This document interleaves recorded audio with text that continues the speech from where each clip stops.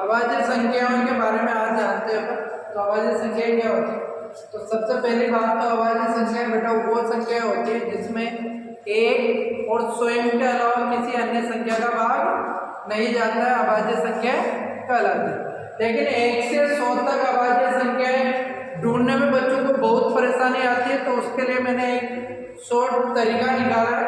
आपको कुछ नहीं करना बेटा, 6 का पहाड़ा याद होना चाहिए, ठीक है। 6 का पहाड़ा लिखना है। देखो सबसे पहले तो आपको 2 और 3 का ध्यान रखना है, ये आपकी अभाज्य संख्या होती है। उसके बाद आपको 6 का पहाड़ा लिखना है। 1 4 4 12 18 24 30 36 42 48 54 60।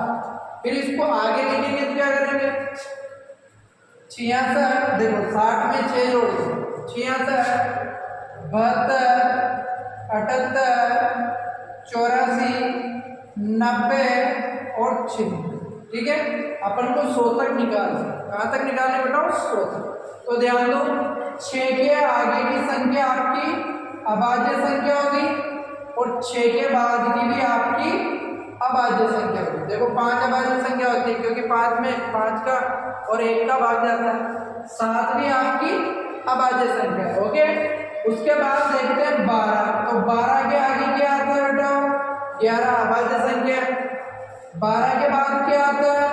13। 13 भी आपकी अभाज्य संख्या, ढूंढने की जरूरत ही नहीं है। अब देखो 18। तो 18 के आगे क्या आता है? 17 आता है, तो ये आपकी अभाज्य संख्या होगी, ठीक है। 18 के बाद क्या आता है? 19 आपकी अभाज्य संख्या होगी। अब देखो 24 के आगे क्या आता है? 23। तो 23 आपकी अभाज्य संख्या होगी।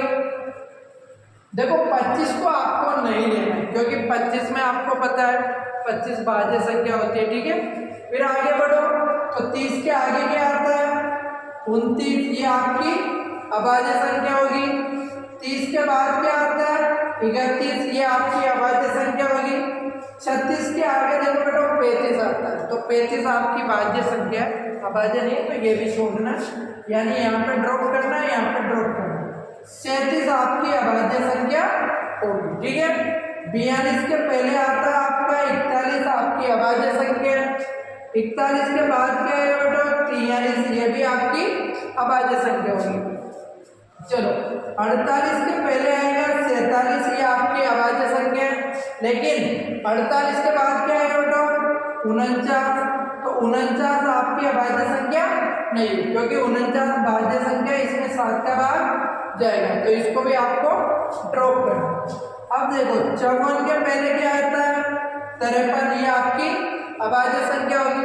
लेकिन 55 5 से डिवाइड होएगा, तो 55 आपकी अभाज्य संख्या नहीं है। अब देखते हैं 60 के पहले क्या आएगा? 59, तो ये आपकी अभाज्य संख्या है। 60 के बाद क्या आएगा? 61, तो ये आपकी अभाज्य संख्या होगी। आगे चलते हैं, ध्यान दो 5 वाले को लेना ही नहीं है क्योंकि भाज्य संख्या में है। तो इसके बाद क्या आता है? 67, ये आपकी अभाज्य संख्या होगी। 72 के पहले 71 आएगा, तो ये आपकी अभाज्य संख्या होगी बेटा। 72 के बाद 73 आएगा, तो ये भी आपकी अभाज्य संख्या होगी। 78 के पहले 77 आता है, वो आपको नहीं लेना है क्योंकि वो भाज्य में आ जाएगा। लेकिन 78 के बाद क्या आता है? 69, ये आपकी अभाज्य संख्या होगी। 84 के पहले आता है आपका 83, ये आपकी अभाज्य संख्या है। लेकिन 5 वाला अपन को छोड़ना है बेटा। देखो 90 के पहले क्या आएगा? 89, ये आपकी अभाज्य संख्या होगी। लेकिन 91 आपकी अभाज्य संख्या नहीं होगी क्योंकि इनके आसपास की तो आपको पता रहनी चाहिए बेटा। देखो 97 आपकी अभाज्य संख्या होगी। लेकिन 98 ये तो सम संख्या है ना, और सम संख्या तो अभाज्य संख्या होगी। तो इस प्रकार से आप ढूंढ सकते हो आपकी 1 से 100 तक के बीच में कितनी अभाज्य संख्या होगी। तो देखो 2 तो यहाँ है, से 2 के बाद 3 4 5 6 7 8 9 10 11 12 13 14 15 16 17 18 19 20 21 22 23 24 25 26 26 से ज़्यादा कैसे हो गई? बंद कर दो। 25 है, एक काम कर 25 ही गिनने में अपन को थोड़ा 26 आ गया था, लेकिन एक के मध्य 100 ही संख्या होती है। देखो दोबारा गिनते हैं, 1 2 3 4 5 6 7 8 9 10 11 12 13 14 15 16 17 18 19 20 21 22 23 24 और 25।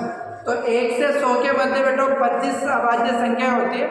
बिल्कुल आसान तरीके से इस प्रकार से आप अभाज्य संख्याएं निकाल सकते हो। प्रायिकता के सवाल में आपको अभाज्य संख्याएं याद करनी पड़ेगी और प्रायिकता के सवाल में अभाज्य संख्याएं पूछी जाएगी।